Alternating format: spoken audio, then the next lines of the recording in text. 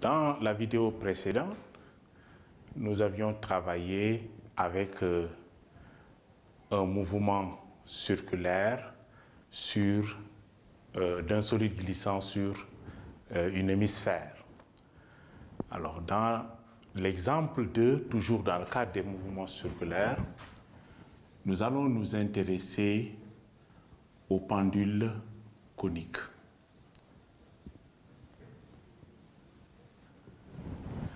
Alors, pour cela, nous allons considérer un pendule simple de longue où à l'extrémité on accroche une masse M et le pendule a comme longueur L. Mais nous allons tourner le fil en son extrémité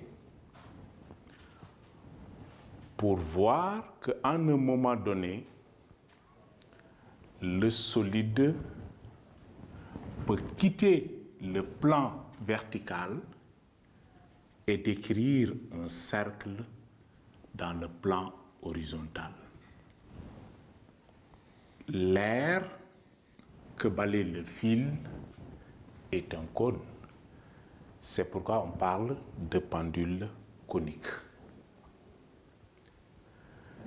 La question qu'on se pose, c'est que, est-ce que, en tournant sur l'extrémité,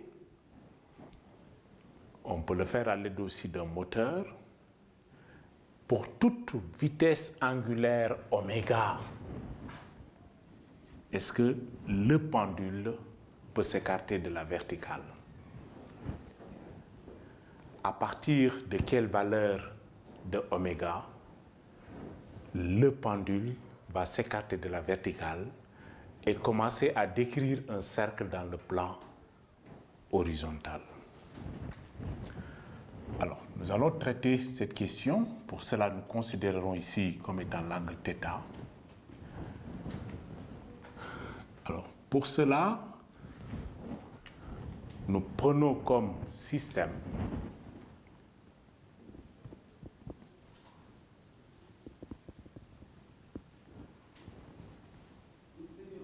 le solide qui est accroché à l'extrémité de masse M.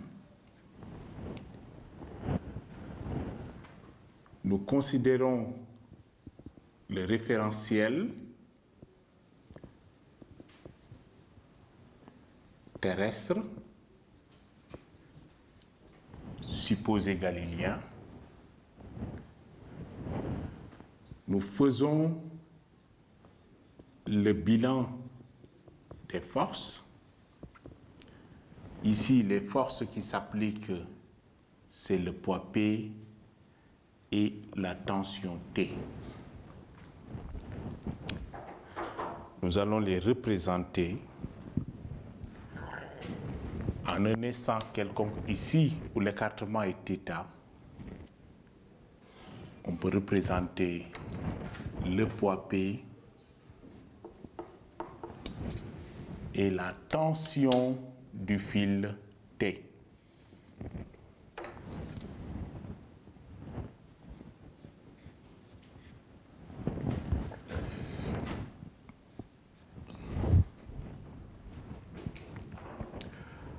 Alors, donc les deux forces sont représentées, le poids, la tension T.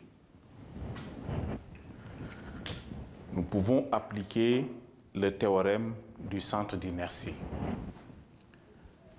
Théorème du centre d'inertie,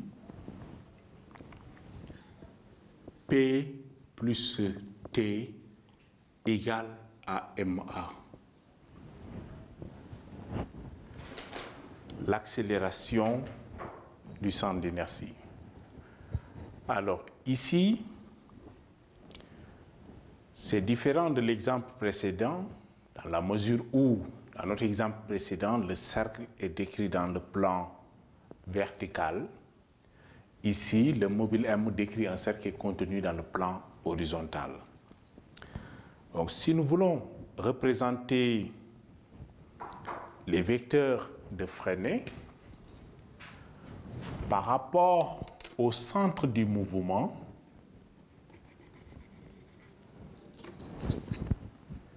I. Nous avons donc ici le vecteur n. Mais il faut remarquer, comme le cercle est contenu dans le plan horizontal, pour le vecteur n, on l'aurait représenté une flèche. C'est un vecteur qui pénètre perpendiculairement au plan, pour le vecteur u. Donc c'est pourquoi, lorsque nous devons choisir un repère, il est important de choisir de projeter suivant la normale. Donc, c'est-à-dire on peut associer un axe OX qui passe par la normale parce qu'il est intéressant d'utiliser l'accélération normale et de prendre l'axe OY suivant la direction du poids.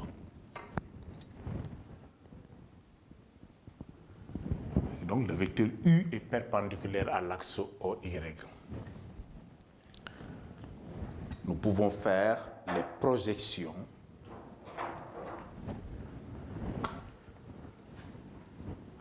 suivant l'axe OX.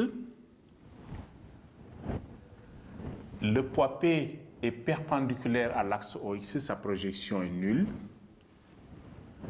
La tension, l'angle θ qui est là, est retrouvé ici. Donc sa projection est dans le même sens que n. Donc plus t sinus de θ égale à m à n. Puisque l'axe OX est suivant la normale et orienté dans le même sens. M V carré sur R. Or, V égale à R oméga.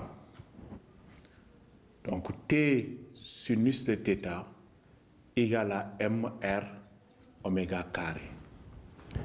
Mais reste à déterminer qu'est-ce que c'est que ce R. Et le rayon de la trajectoire, donc du cercle décrit par le mobile R. Donc, n'étant pas défini par le problème, nous allons essayer de déterminer cela. Or, le sinus de θ est égal à le côté opposé R sur la longueur du fil L. Donc, T sinus de θ égale à M oméga carré. R, c'est L sinus de θ. En simplifiant par sinus de θ, on peut voir ici que T égale M L oméga carré. Donc, une première relation obtenue par l'exploitation de la projection sur l'axe OX. Maintenant, nous pouvons nous intéresser à la projection suivant l'axe OY. Le poids P projeté sur l'axe OY donne moins P, orienté dans le sens donc contraire de l'orientation de Y. La projection de T, l'angle θ est retrouvé ici. La projection de T donne plus T cosinus de θ égale à 0. Pourquoi? Parce que l'accélération est contenue dans le plan UN, donc dans un plan perpendiculaire à l'axe OY. Donc l'accélération ne possède pas de composante sur l'axe OY. On peut réarranger ces relations en mettant donc T cosinus de θ égale à mg, donc une deuxième relation. Alors, l'exploitation de ces deux relations, donc en remplaçant ici donc T par son expression, on pourra obtenir que ML oméga carré, donc qui est T fois cosinus de θ égale à mg.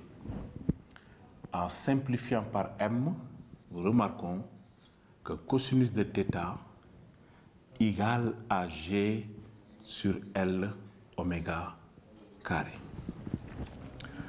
Et c'est là où la discussion devient intéressante. Le fil s'écarte de la verticale implique l'existence d'un angle θ. Et le cosinus de θ est égal à g sur L oméga carré. Est-ce que le cosinus de θ peut prendre toutes les valeurs possibles? Non. Le cosinus de θ ne peut pas dépasser 1. Donc, son expression doit être inférieure ou égale à 1. Alors, puisque cosinus de θ est inférieur ou égal à 1, cela signifie que donc cosinus de θ, qui lui est égal à g sur L oméga carré, doit être inférieur ou égal à 1. Alors, dire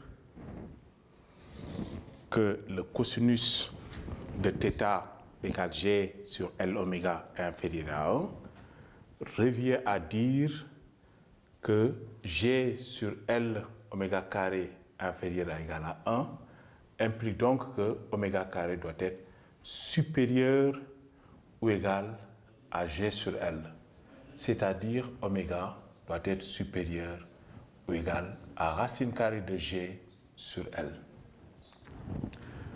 Le solide ne quittera la verticale et ne décrira le plan, un cercle dans le plan horizontal, que lorsque la vitesse angulaire oméga est plus grande que g, racine de g sur L. Alors la valeur limite